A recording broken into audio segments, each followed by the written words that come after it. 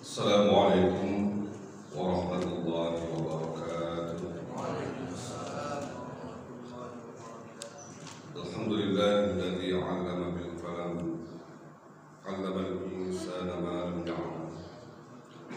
Wassalatu wassalamu ala khairil kalam, bibina wa syafi'ina Muhammadin sallallahu alaihi wasallam wa ala alihi wa ashabihi wa azwajihi wa dhurriyyatihi wa man sara ala nahjihi ila akhiril ayyam.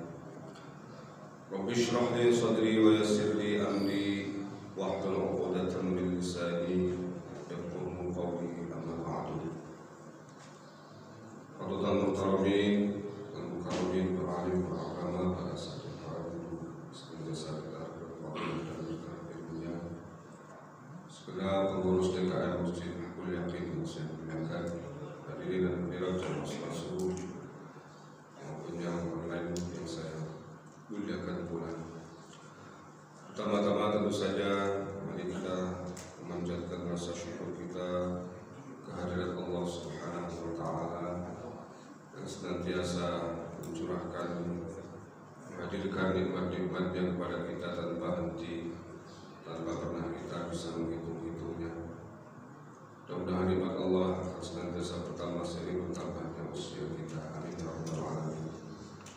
Salawat dan salam mari kita hadiahkan kepada baginda Agung Muhammad sallallahu alaihi wasallam serta keluarga, para sahabat, para tabi'in, tabi'at tabi'in, semuanya saja termasuk umat beliau yang senantiasa berkomitmen menegakkan dan melaksanakan sunnah-sunnah beliau sampai nanti akhir nanti. Mudah-mudahan kita termasuk di dalamnya. Amin ya rabbal alamin.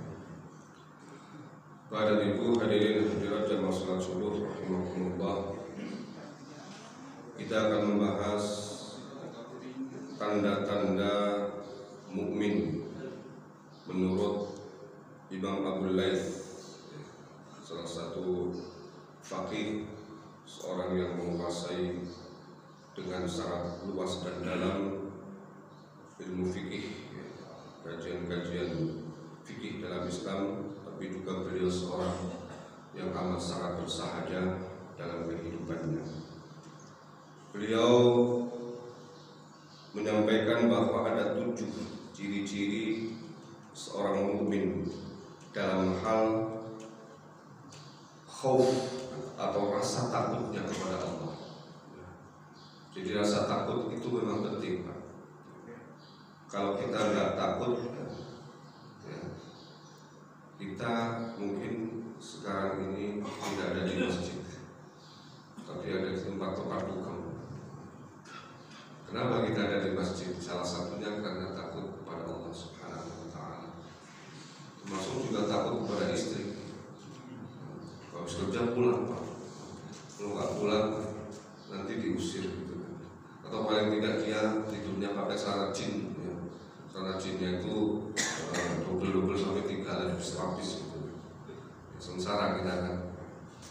Nah, jadi rasa takut kepada Allah itu salah satu yang memotivasi kita semua untuk senantiasa berbuat baik, karena merasa bahwa akan ada konsekuensi, akan ada reward, akan ada punishment, akan ada akibat dari perbuatan yang kita lakukan. Maka dalam hal ini Imam Abu Laits memberikan ciri-ciri seorang mukmin. Al-mu'minu alladzi yakhafullaha ta'ala bi jami'i jawarihi, kata beliau, bahwa seorang mukmin itu adalah orang yang senantiasa takut kepada Allah baik di masa kini maupun masa yang akan datang, dengan semua anggota tubuh yang dia miliki, baik itu tubuh yang terlihat maupun yang tidak terlihat. Karena tubuh kita itu ada yang terlihat secara zahir, fisik, ada yang non fisik. Qala al-faqih Abu Laits, Imam Abu Laits berkata, alamatu khaufillah ta'ala tadhhar bi 7 asya. Tanda-tanda bahwa orang itu takut kepada Allah. Mudah-mudahan kita tanda-tanda ini ada semuanya, paling tidak beberapa. Tanda-tandanya tampak pada 7 hal. Awaluha, yang pertama, lisanuhu. Yang pertama adalah lisannya, lidahnya. Nah, itu akan tampak orang ini takut kepada Allah atau tidak ya, dari cara dia berbicara. Bagaimana orang ini berkomunikasi, bagaimana orang ini berinteraksi dengan yang lain. Fayamna'uhu minal kadhibi, maka ciri-ciri orang yang takut kepada Allah, dari lisannya itu dia tidak akan bohong,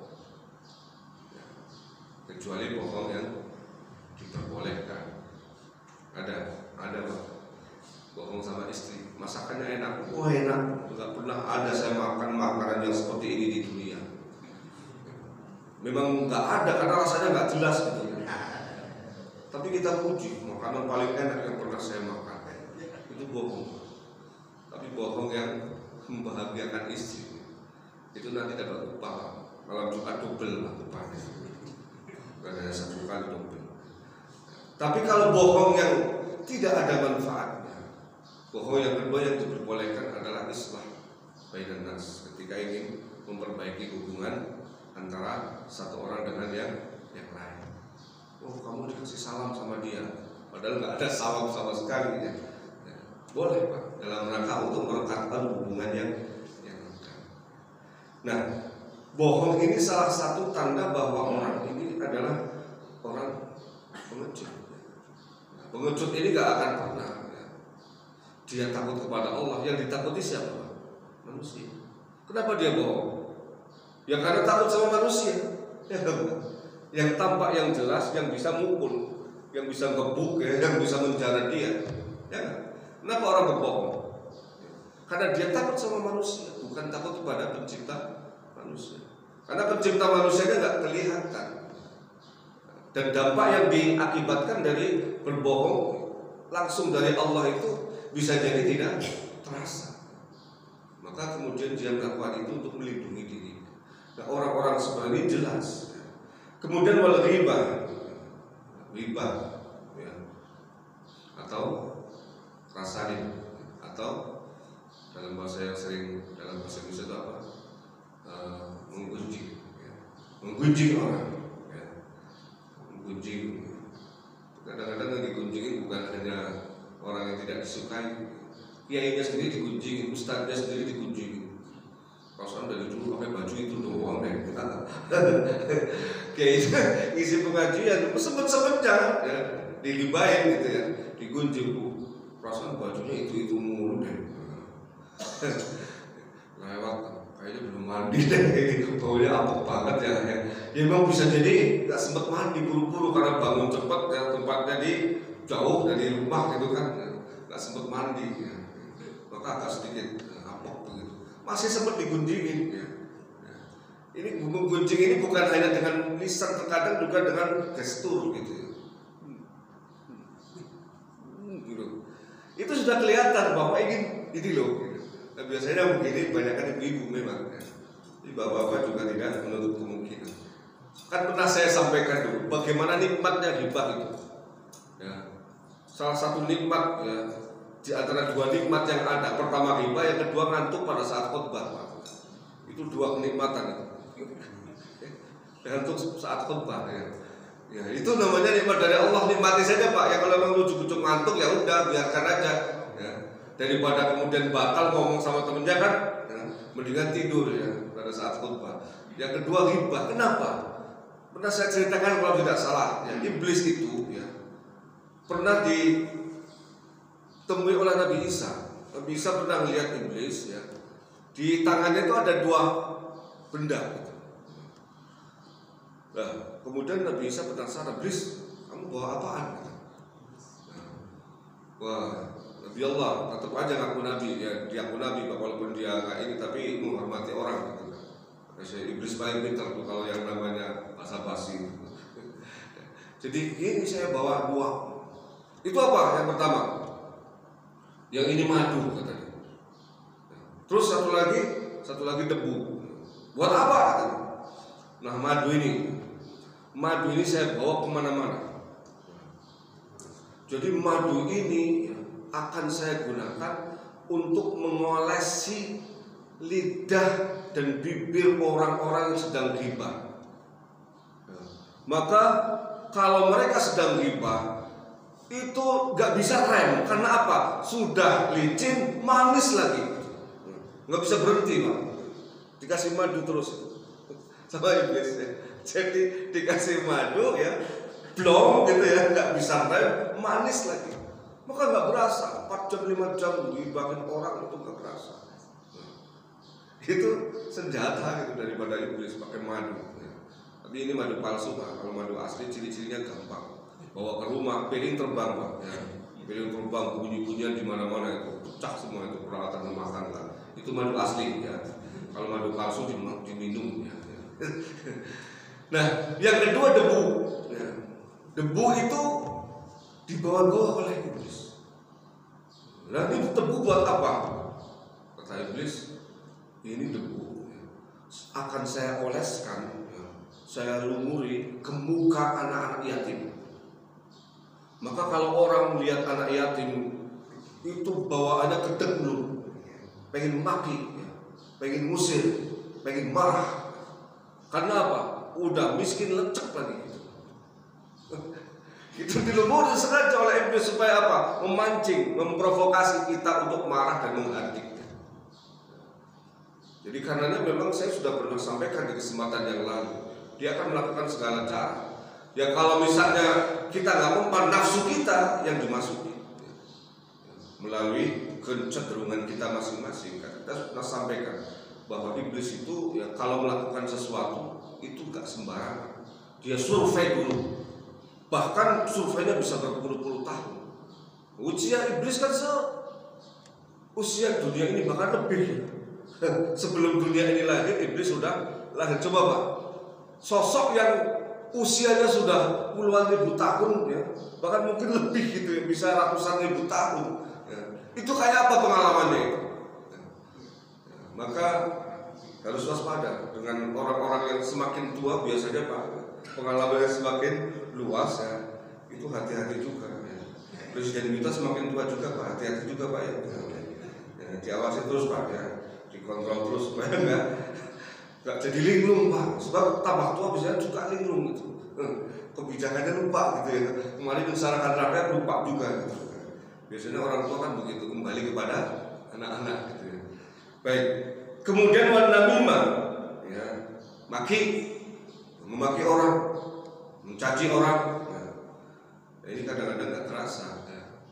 Pada saat ceramah Ustadz ya, ini ceramah pondok tiba-tiba muncul makian. Kalau makiannya itu kepada sosok-sosok yang memang pantas untuk dimaki ya, seperti Al-Quran misalnya mencerca iblis, mencerca musuh-musuh Allah Subhanahu wa Ta'ala wajar. Tapi yang dimaki sama-sama kiai ini masalah. Ini kadang-kadang fitnahnya atau bahayanya ulama itu ya hasad, saling dengki satu dengan yang lain, sehingga kemudian tanpa terasa itu kemudian memaki satu dengan yang lain. Kemudian wa kalamil fudul, ucapan yang tidak ada artinya, ucapan yang tidak berguna. Nah, ini bukan berarti orang ngobrol itu nggak boleh Pak. Tapi kalau kemudian kita mengobrol, obrolan itu obrolan yang tidak berguna dan itu dilakukan secara kontinu, saya bisa jadi yang tidak berguna ini malah terjerumus ke dalam maksiat. Jadi boleh sih Pak ya, kita mendengarkan humor sesekali boleh, tapi jangan kemudian menjadi hobi yang berkelanjutan. Nonton lawakan itu kan kadang-kadang kayak nggak berguna gitu kan, tapi terus-menerus ketawa terus. Ya, ini semua yang berlebihan tidak ada baiknya. Nangis terus juga nggak baik Pak. Kebanyakan nangis juga nggak baik gitu. Kebanyakan tertawa juga nggak baik. Ya variatif lah. Sesekali nonton pelawak supaya apa? Fresh. Ya. Sekali nonton hal-hal yang membuat kita itu kemudian takut kepada Allah, prihatin dan seterusnya. Ya. Di kalamul fudul ini salah satu ya yang paling ditakuti ya oleh para zahid, oleh ulama-ulama yang memang warok kepada Allah Subhanahu wa Ta'ala. Mereka tidak takut kepada namimah, kepada ghibah, ya, kepada tadi al-kadzib atau bohong. Karena apa? Nggak pernah terbersit sedikit pun untuk masuk ke sana. Tapi yang namanya ucapan-ucapan yang tidak ada gunanya, dengan maksud bercanda, dengan maksud apapun, ini yang terkadang terlontar dari mulut kita tanpa sengaja, dan pada akhirnya menjadi kebiasaan. Nah, ini yang dikhawatirkan. Karena apa? Ketika kita mengucapkan kata-kata yang tidak berguna itu, bisa jadi ada di antaranya yang terselip masuk kemudian menyakiti orang. Ini namanya kepleset lidah. Dan itu seringkali terjadi, Pak. Kalau kita terlalu sering mengucapkan kata-kata yang berlebihan tadi itu, kalau kata-kata yang tidak berguna, bisa jadi yang tidak berguna ini ada yang menyakiti orang yang kita ajak bicara. Saat itulah berbahayanya di situ. Maka dalam hadis yang kita sampaikan di bulan yang lalu, min husni islamil mar'i tarkuhu ma la ya'ni, kata Rasulullah. Salah satu indikator Islam orang itu baik adalah ketika dia mampu meninggalkan apa yang tidak berguna, apa yang tidak perlu. Bisa jadi halal, Pak, halal, boleh, tapi tidak perlu. Maka kadang-kadang diam juga bisa menjadi alternatif. Tapi diam terus juga bahaya. Orang kok diam terus ya, nah, itu lama-lama disingkirin sama tetangga. Ini bukan manusia, ini mah robot gitu. Gak usah disapa sekalian, anggap aja nggak ada. Ini juga tidak boleh. Nah, kemudian apa? Ya, tadi yang dilarang itu dia tidak lakukan. Kemudian apa? Lisannya itu membuat orang ini justru masyghulan bidzikrillah ta'ala. Ya, jadi sebaliknya, ya, memang untuk melawan yang tadi itu, ya, salah satunya kan pernah saya sampaikan, ya, kalau memang tidak bisa membaca Al-Quran, tidak bisa zikir, ya, kemudian tidak bisa mudzakarah ilmu, ya, belajar seperti ini, minimal diam. Kalau tidak bisa juga mendingan tidur. Misalnya dia nggak bisa karena apa? Mulutnya lamis, itu tahu ya lamis Pak ya? Bawaannya pengen bergerak terus nggak pernah berhenti. Kayak apa? Kayak kelinci, Pak. Kelinci itu bergerak terus makan. Ini orang bergerak terus tapi ngomong. Ada yang model-model begitu. Tidur aja sekalian. Karena tidur itu bisa jadi menjadi ibadah yang paling bagus saat-saat seperti itu. Bagaimana pernah saya sampaikan, Imam Al-Ghazali nanti di akhir zaman itu ada ibadah yang paling efektif, ibadah yang paling baik. Apa? Sholat tahajud bukan. Apa? Baca Quran khatam 1 hari sekali enggak. Apa? Sholat sunnah sepanjang waktu misalnya enggak. Apa? Kata Imam Al-Ghazali, di akhir zaman nanti ibadah yang paling baik adalah tidur. Karena fitnah sudah di mana-mana. Maka daripada kita terjerumus ke dalam fitnah yang sudah ada di mana-mana di sekitar kita, mendingan tidur. Karena orang tidur gak ada yang ghibah, gak ada yang namimah, gak ada yang mencaci, gak ada yang memaki, ya. Tidak ada yang mukul orang, tidak ada yang korupsi, ya. Mana ada orang korupsi sambil tidur, ya. Baik, kita lanjut. Wasani tadi yang pertama, wasani yang kedua, qalbuhu, hatinya. Ini yang saya sampaikan tadi. Ada anggota tubuh yang tampak, ada yang tidak tampak. Hatinya apa? Fayukhriju minhul adawata wal buhtana wa hasadal ikhwan. Hatinya terjaga dari apa? Dari permusuhan, memusuhi orang. Kemudian wal buhtan, perkataan kotor, jorok.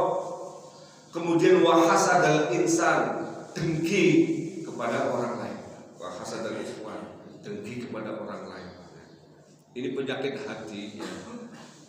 Imam Ghazali menyebutkan yang inti-inti saja, banyak sekali. Tapi di antara penyakit yang menimbulkan konflik, menimbulkan masalah, menimbulkan polemik, intrik, segala macam di masyarakat, problematika sosial, itu biasanya adalah hati yang senantiasa memusuhi orang.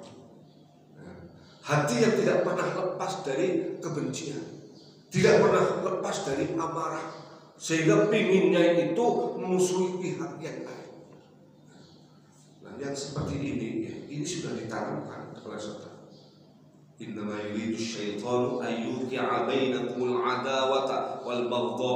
Itu syaitan itu senantiasa menginginkan di hati kita, sesama muslim bahkan sesama mukmin, itu senantiasa ada permusuhan, adawah, wal baghdha, kebencian satu dengan yang lain. Itu memang didesain sedemikian rupa. Nah, karenanya kita harus waspada. Bisa jadi pengurus masjid satu pengurus dengan pengurus yang lain.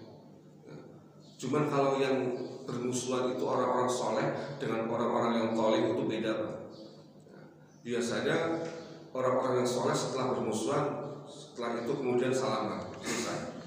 Nah, hasil daripada pertikaiannya itu adalah positif seringkali. Saya pernah sampaikan dulu, kalau kiai dengan kiai, ya, sama-sama anaknya kiai, ya, bapaknya kiai besar, anaknya kiai sedang gitu ya. Nanti ada cucunya lagi kiai kecil gitu ya. Tambah terakhir tinggal ustadz ya, terakhir sudah ustadz bau gitu, baunya doang gitu ya. Biasanya kan begitu ya. Nggak ada yang kayak bapaknya itu, seringkali kalau ulama lahirkan anak yang levelnya nggak kayak bapaknya gitu. Nah, bapaknya kiai besar ini anaknya ada 5, laki-laki 5, perempuannya bisa jadi 5, 10 orang. Kalau kiai Pak, ya, itu biasanya anaknya banyak. Ya, itu ciri-ciri kiai. Kalau anaknya sedikit itu masih ustadz kan, saya pernah sampaikan itu ya. Saya anaknya 3 berarti masih ustadz Pak. Kalau sudah 10, 11, 12, bahkan Bapak tahu almarhum kiai saya Kiai Haji Masruri Mukni di daerah Sirampok Brebes, itu anaknya 23 Pak. Bisa 22 ke-11an Pak ya. Coba kalau dinaturalisasi semua, wah itu luar biasa itu ya. Jadi anaknya 23 dari 2 istri. Istri yang pertama 17 meninggal, nikah lagi dapat 6 sekarang. Beliau sudah meninggal sekarang, tapi meninggalkan 23 anak. Ya, saya pikir 23 anak ya namanya kiai ya. Kadang-kadang begitu lahirnya anak sudah kasih kepada santrinya, selesai gitu kan. Ada yang opini gitu. Nah, itu kiai ada 10 anak atau 5 anak laki-laki tadi, 5 anak laki-lakinya nggak akur. Apa kemudian yang terjadi? Akhirnya berdiri 5 pesantren. Nah, pesantren pusatnya di bapaknya, yang 4 itu bikin cabang yang lain. Akhirnya apa? 4 pesantren berdiri karena pertikaian sama-sama kiai. Habis itu apa? Karena masing-masing sudah punya pesantren, akhirnya akur lagi. Nah, ini kalau orang-orang soleh itu bisa seperti itu. Tetapi kalau yang bertikai, itu orang-orang yang pragmatis, yang memanfaatkan itu untuk keuntungan dirinya dan kelompoknya. Yang terjadi bisa jadi adalah konflik horizontal yang melibatkan warga negara, bangsa, bahkan bisa secara global. Ini yang paling ditakutkan adalah itu. Kita seringkali sebenarnya pakai adu domba, tapi subhanallah bangsa kita ini sudah teruji dijajah oleh Belanda 3,5 abad, diadu domba kan kalah mereka pergi. Jepang juga sama, walaupun singkat tapi luar biasa. Muncul lagi apa? G30 SPKI muncul, sebelumnya apa? PRRI, apapun macamnya itu. PKI 2 kali kan. Itu berusaha untuk memecah belah. Kita juga pernah ya, bagaimana luar negeri itu pengen agar Indonesia seperti Irak, seperti yang terjadi di Afghanistan, seperti di Palestina. Gak berhasil ya. Alhamdulillah kita masih punya bekal ya. Orang-orang Indonesia dengan 250 suku bangsanya, agamanya.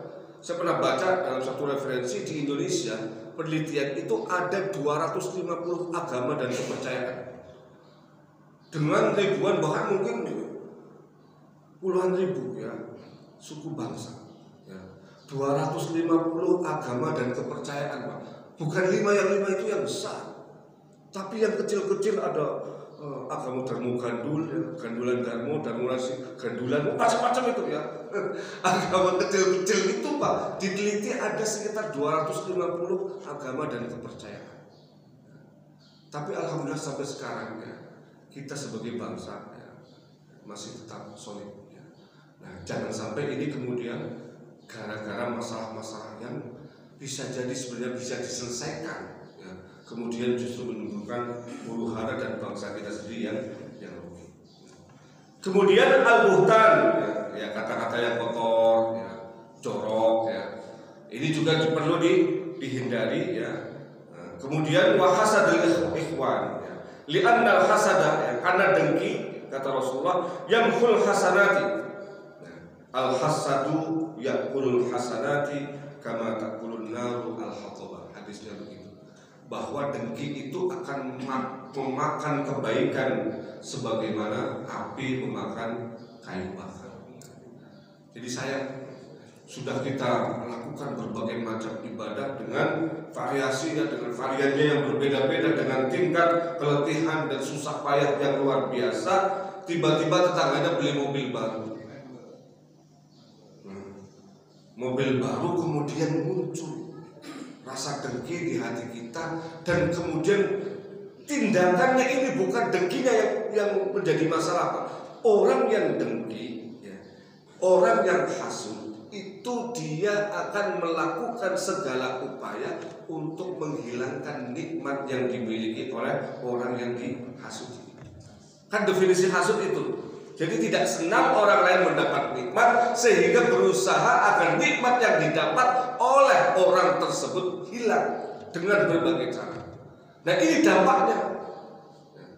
Dampaknya yang berbahaya adalah itu. Kalau hanya disimpan di dalam hati, ya, kemudian tidak ada dampaknya, itu selesai, Pak. Ya cuma dalam hati aja, oh kalau beli mobil, saya motor aja udah 10 tahun nggak ganti-ganti. Sudah sampai di situ aja, selesai. Tapi yang jadi masalah adalah ketika kemudian meletup. Nah, ini yang namanya hasad, itu pasti akan meletup itu. Nah, mengapa iblis dikeluarkan dari surga? Selain sombong, sebabnya apa? Dengki, iri hati kepada siapa? Nabi Adam. Kenapa? Sosok yang baru diciptakan. Wah, ini anak jin, dia anak baru lahir, katakanlah ya. Terus menurut dia ciptaannya bukan nggak hebat-hebat amat, tanah itu nggak ada apa-apanya menurut dia dibandingkan api. Kok tiba-tiba dijadikan sosok yang paling mulia di situ, mengalahkan aku? Ya kan? Ya pasti di situ kemudian muncul kedengkian. Pada akhirnya dia dilaknat. Kenapa Bani Israil itu tidak mau menerima kenabian Rasulullah? Pak, pangkalnya dari mana? Iri hati. Mengapa Nabi terakhir yang notabene adalah merupakan simbol kebanggaan, kehormatan dari sebuah bangsa, kok tidak turun di kalangan mereka? Justru turun di Arab, yang notabene mereka paling tidak sukai, Pak. Mereka tuh Indonesia aman silahkan, ya. Orang Cina aman, orang Amerika aman, tapi Arab nggak boleh aman. Itu Bani Israil begitu, ya. Permusuhannya sama orang Arab itu. Sehingga ketika hal yang paling mereka banggakan selama ini, karena nabi-nabi mayoritas ada di sana, sementara nabi terakhir yang sangat didambakan tiba-tiba diambil oleh orang Arab. Apa kemudian yang terjadi?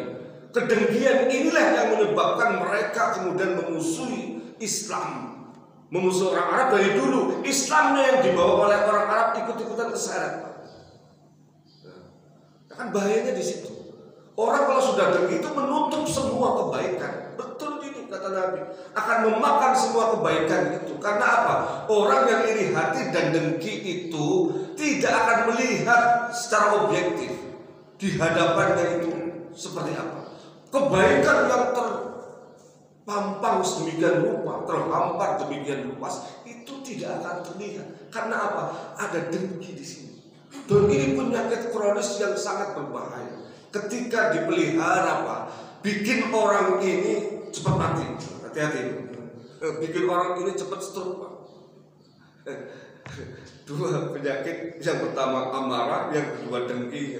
Itu kalau disimpan lama-lama, itu cepat stroke. Cepat mati. Gak usah lama-lama disimpan, ya, sebentar aja. Ya lihat orang istrinya cakep, kita kurang cakep, udah selesai habis itu ya. Ambil aja prinsipnya orang Arab. Nah, saya pernah disampaikan oleh dosen saya dulu, beliau bercanda. Kamu kalau dapat istri yang kurang cantik, sudah tiap tidur itu lampunya dimatiin. Karena apa? Dalam kata orang Arab, idza utfiatil masabih istawal hasan wal qabih, kata dia. Ketika lampu dimatikan, maka yang cantik sama yang jelek sama saja hitam. Nah, gitu kan. Ya, dia pernah kelihatan gitu kan, Pak. Jadi matikan lampunya, aman kata dia. Nah, kalau seperti itu kan dengkinya jadi hilang. Jadi memang harus diperangi ya. Karena ini penyakit hati ya, yang sangat berbahaya, yang kalau kemudian dipelihara akan menimbulkan berbagai persoalan-persoalan, bukan hanya individual, sosial, bahkan bisa global ya. Seluruh dunia bisa jadi masalah. Alhamdulillah perang dagang sudah mulai reda ya. Gaza dengan Israel dengan penduduk Gaza, walaupun kita tidak tahu sampai kapan, sudah mulai reda ya. Mudah-mudahan ini terus ya terjadi dan kondusif ya. Kemudian yang ketiga, wasalitsu nadharuhu, matanya. Matanya apa? Fala yanzuru ilal haram minal akli wasyurbi wal kiswati wa ghairiha. Matanya dijaga ya dari hal-hal yang diharamkan, baik itu pakaian, baik itu apapun itu di sekitar kita. Walakin dunya birruhbah. Kalau Imam Ghazali memang ciri khasnya itu boleh melihat dunia, Pak. Ya, tapi tidak boleh melihat dunia dengan keinginan yang terlalu kuat untuk memilikinya. Sehingga ini akan menjadi penyakit ain juga. Akan menyebabkan penyakit ainnya, dan itu berbahaya kalau dipelihara ya.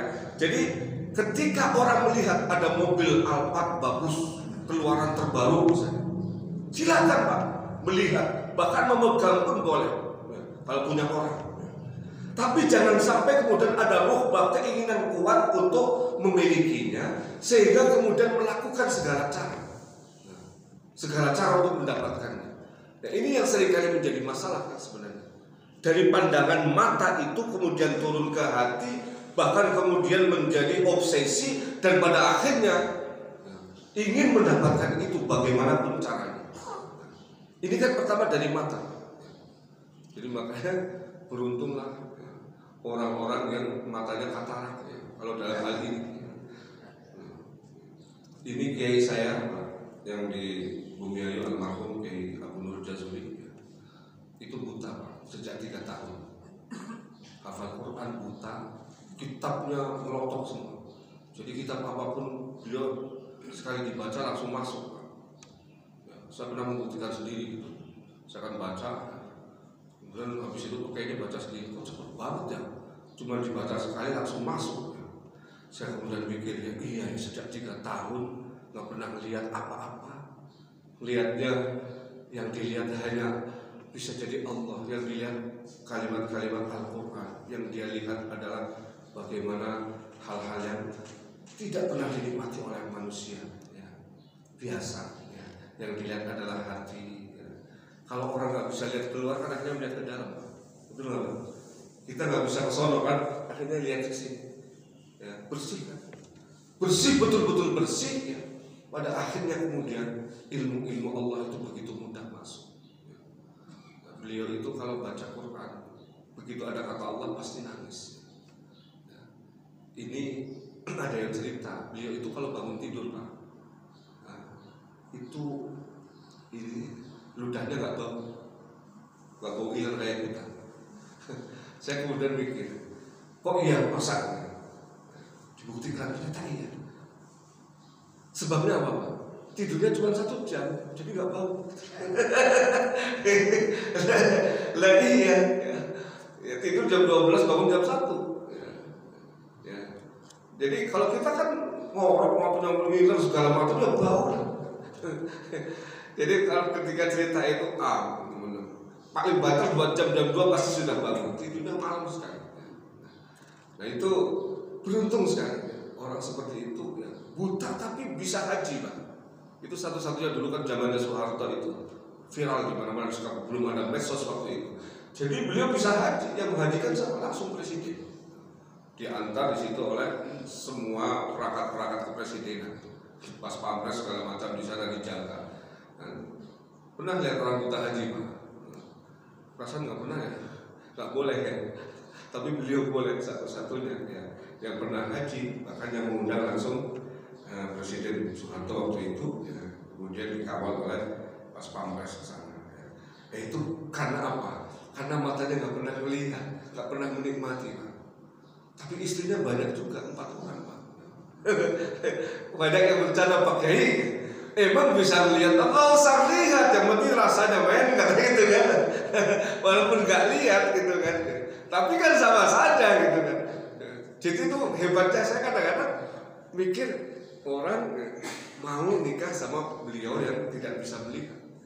Ya karena memang itulah karomahnya orang-orang tertentu yang dipilih oleh Allah, sekalipun memiliki keterbatasan, tapi di mata Allah itu kan yang namanya derajatnya orang bukan ditentukan oleh penampilan fisik. Jadi mungkin matanya buta tapi hatinya melihat. Jadi saya kan suka nonton juga kemana-mana karena beliau dan saya salah satu santri cuma 1 tahun, alhamdulillah jadi santri kesayangan. Itu kemana-mana pasti panggil-panggil. Itu seringkali kejadian-kejadian aneh, ya, kejadian-kejadian yang menurut saya tidak masuk akal terjadi. Ini salah satunya kata apa? Menjaga mata. Ya bagaimana tidak menjaga orang matanya nggak ada. Jadi nikmat ya salah satu nikmat dunia yang paling dicari-cari oleh semua orang adalah mata. Ketika mata tidak dimiliki, ya, maka sebenarnya Allah sedang mencabut nikmat yang paling besar. Tapi yakinlah ketika orang nikmat terbesar itu dicabut, maka ada nikmat terbesar yang lain yang menggantikan itu jauh lebih besar. Itu apa? Mata hatinya yang senantiasa melihat.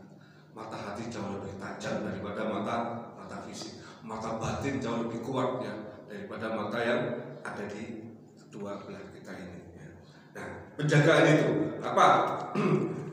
Sabda Nabi SAW, man mala'a ainaihi minal haram mala Allah Ta'ala yumal qiyamati ainaihi minan nar. Diancam oleh Rasulullah, barang siapa yang matanya dipenuhi oleh pandangan yang haram, maka nanti kedua matanya akan dipenuhi oleh api neraka ketika berada di neraka itu. Jadi matanya penuh dengan api karena digunakan untuk hal-hal yang tidak baik. Saya ingin sedikit cerita supaya ini sebelum sampai ke 4 sampai ke 7 ada satu hikayat bayi nama Nabi Daud alaihissalam jalisun fi sawma'ati yatluz zuhur zabur. Jadi Nabi Daud waktu itu sedang duduk di sawma'ah, itu semacam mihrabnya, tempat khusus untuk ibadah. Nah, biasanya orang-orang soleh itu Pak, tempat ibadahnya khusus. Dia bikin ya, yang tidak pernah dijamah oleh orang dan biasanya tempatnya tinggi.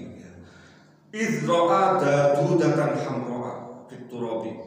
Tiba-tiba waktu beliau sedang duduk dan beribadah kepada Allah dan membaca Zabur itu, dia melihat ada ulat merah yang sedang berjalan di debu ya, di tanah lah. Faqala fi nafsihi. Ketika melihat ulat itu, Nabi Daud kemudian mengatakan kepada diri beliau sendiri, ma aradallahu fi hadhihi dunya.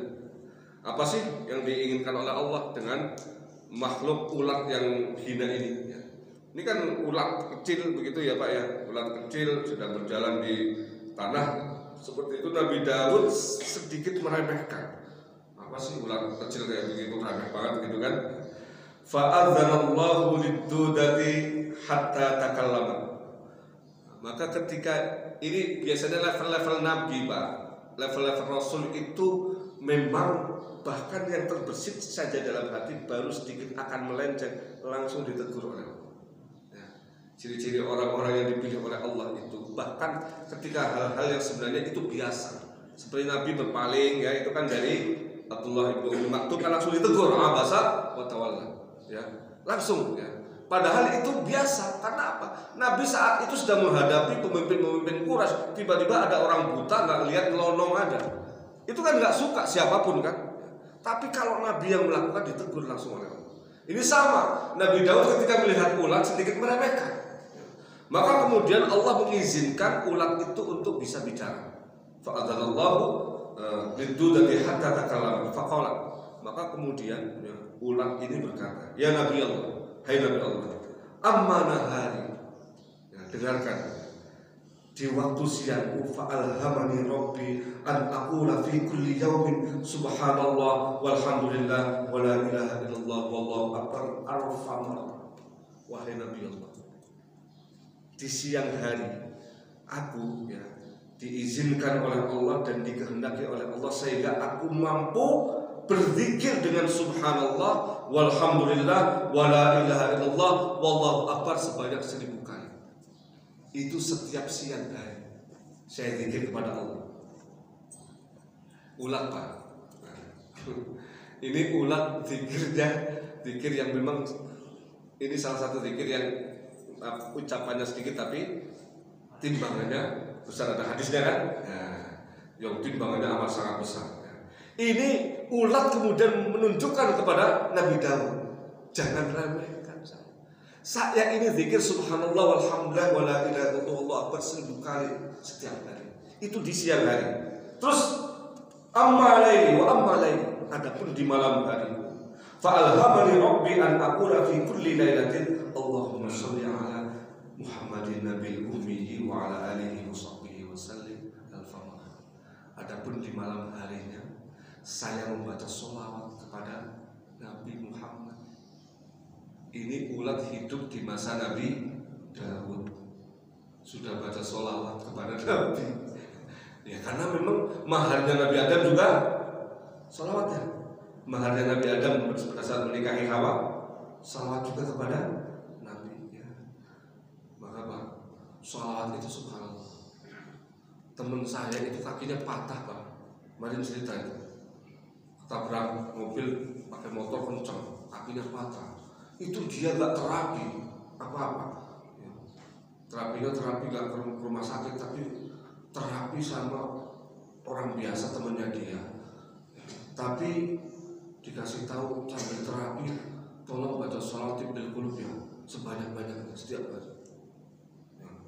Baca sholawat bil qulub, nggak perlu operasi, nggak perlu apa. Padahal teman-temannya yang lain itu sudah menyarankan ini kalau model begini nggak bisa kalau nggak operasi, nggak bakal sembuh.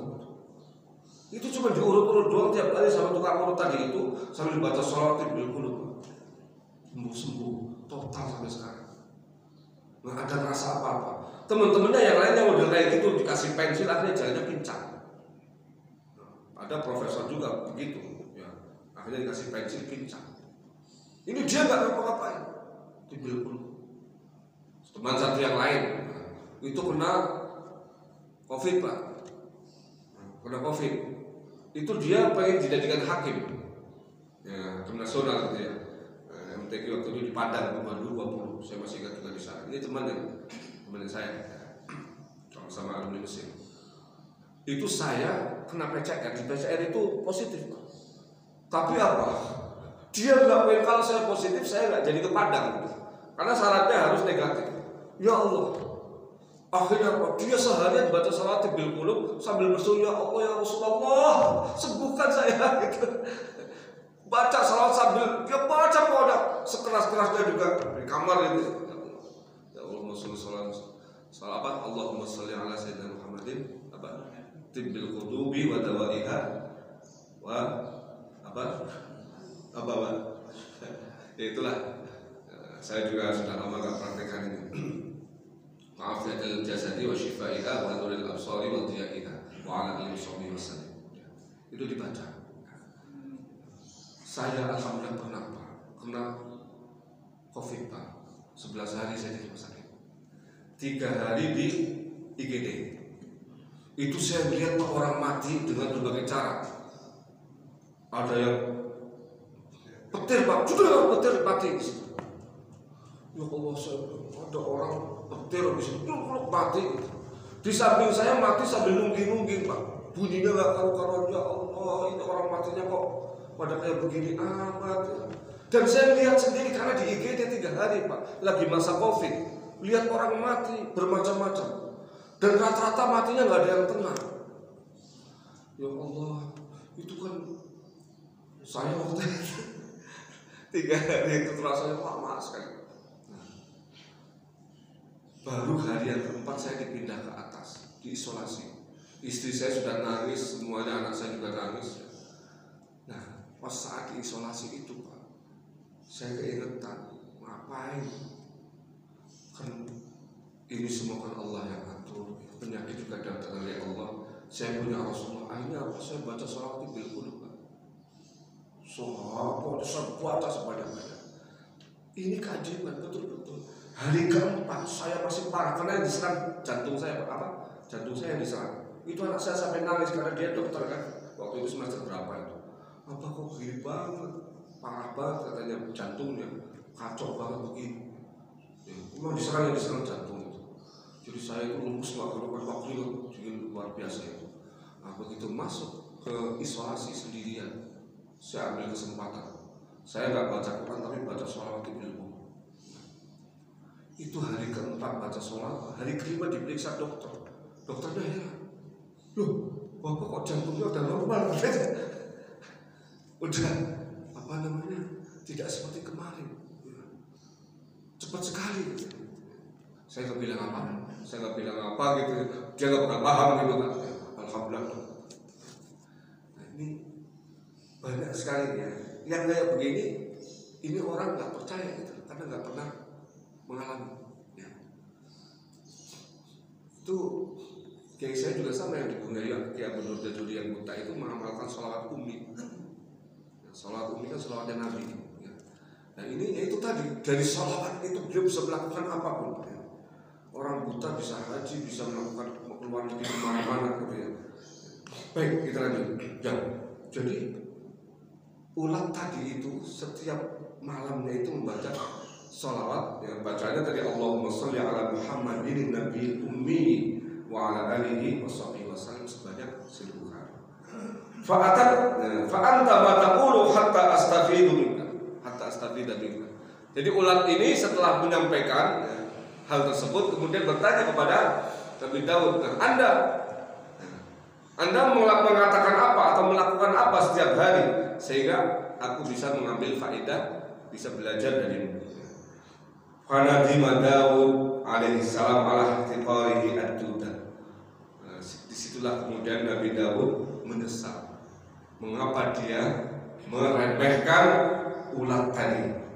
Wa khafa min Allah Ta'ala wa taba ilaihi wa tawakkal. Setelah itu beliau pun bertobat. Tidak ingin lagi meremehkan ciptaan Allah yang kelihatan kecil-kecil, ya, kelihatan tidak memiliki kontribusi apapun. Kan saya sudah pernah menyampaikan juga ya. Ini Pak, seorang peneliti namanya Profesor William James ya. Dia itu peneliti dari Inggris. Ini saya ingin sampaikan juga ya, supaya saya juga kalau baca ini malu juga, ini baca kisah ini malu juga. Orang ulat aja zikir sama Allah ya, setiap hari baca sholawat tiap malam. Nah kita ngapain gitu kan? Yang diberi semuanya oleh Allah, semuanya untuk kita. Nah ini tumbuh-tumbuhan, pohon. Jadi profesor ini sedang meneliti di Afrika. Yang dia teliti itu pohon-pohon karena dia memang spesialis ya, peneliti pohon-pohon besar, pohon langka ya, untuk dijadikan sebagai objek penelitiannya. Ya. Biasanya kan orang-orang Eropa kan begitulah ya. Kalau sudah dengan pekerjaannya itu gila gitu. Sampai ke Afrika pedalaman. Dan dia bawa alat yang dia ciptakan sendiri, monitor yang amat sangat canggih waktu itu. Ini tahun sekitar 90-an lah. Nah itu dia bawa ke sana. Kemudian saat dia mendeteksi sebuah pohon besar, pohon ini sudah bisa jadi ratusan tahun umurnya, ya. Tidak ditebang sangat tinggi, besar luar biasa. Ya. Nah saat dia tempelkan, dia penasaran ini pohon apa, nggak pernah lihat ya di Inggris karena dia di Inggris kan hidupnya. Nah, begitu ditempel, tiba-tiba monitor di dalam, monitor kan dia ada monitor di sini alatnya, monitornya itu bergerak. Dan di situ ada seperti garis-garis begini Pak. Nah, akhirnya dia rekam dan nggak dihapus. Ini di copy. Artinya apa? Tidak, jangan sampai hilang. Ini bukti otentik. Baru kali ini dia melakukan penelitian dan ada reaksi dari pohon itu. Sebelumnya belum pernah. Baru kali ini ada reaksi. Iya. Akhirnya direkam, kemudian disimpan. Dibawa pulang ke Inggris, diteliti dengan penelitian yang berbagai macam pihak dia libatkan, tapi mereka semua bingung. Apa ini artinya monitor ini? Kok ada kayak tulisan tapi kita nggak tahu. Akhirnya karena dia nggak menemukan jawaban dan itu, akhirnya dibawa ke Amerika. Dibawa ke Amerika juga sama Pak. Orang Amerika bingung. Apa ya? Kita nggak bisa memecahkan ini karena baru kali ini. Nah, akhirnya langkah yang ketiga, profesor ini mengadakan simposium internasional, mengundang seluruh ahli ya, ahli tumbuhan di seluruh dunia diundang untuk memecahkan misteri ya, hasil penelitiannya itu. Nah, begitu ditampilkan di layar kemudian dipresentasikan ya, oleh Profesor William ini, semuanya terdiam. Semuanya tidak berkomentar, bahkan ada yang juru bicara mengatakan kami baru pernah mengalami hal seperti ini, sehingga secara keilmuan ya, kita tidak bisa menyimpulkan apapun ya. Tidak bisa menyimpulkan apapun karena ini penemuan ilmiah yang pertama ya, dan kita tidak punya track record sebelumnya untuk menentukan apa ini fenomena ilmiah ini. Dalam keheningan dan deadlock yang terjadi itu tiba-tiba ada seseorang yang menunjuk ke jari. Saya akan presentasikan, izin, saya akan maju dan ingin menyampaikan kepada semuanya yang saya ketahui. Akhirnya dia belum terlalu tua, seorang profesor tapi masih sekitar 50-an umurnya. Dia sampaikan, saya keturunan India tapi sudah menjadi warga negara Inggris. Saya Muslim, katanya. Saya seorang Muslim. Dia bangga mengatakan itu di depan semua orang. Tolong, ya, operator perbesar, ya, gambar itu, diperbesar monitornya Pak, gambar. Begitu besar, terus belum perbesar lagi, sampai kemudian dia ingin memperlihatkan ya, sudut-sudut yang besar itu, karena nggak kelihatan sama sekali Pak ketika dalam bentuk yang kecil itu nggak terlihat, begitu diperbesar baru kemudian. Coba Bapak dan Ibu perhatikan ini semua, coba perhatikan apa? Ini huruf alif, ini huruf lam, ha. Ternyata Pak, yang berderet itu, memanjang itu adalah rangkaian dari huruf-huruf Allah yang berjejer. Ini adalah alif, lam, ha, ini alif. Allah itu berjejer panjang. Setelah menggunakan zoom yang sangat besar. Saya sampaikan kepada semua yang hadir di sini bahwa apa yang terjadi di pepohonan di Afrika ini adalah fenomena langka yang bisa ditangkap oleh manusia. Tetapi sejatinya itu adalah sesuatu yang tidak langka. Itu adalah hal yang biasa terjadi. Dalam agama kami, akhirnya dia buka ayat Al-Quran itu. Nih ayatnya. Ayatnya disebutkan di situ. Apa?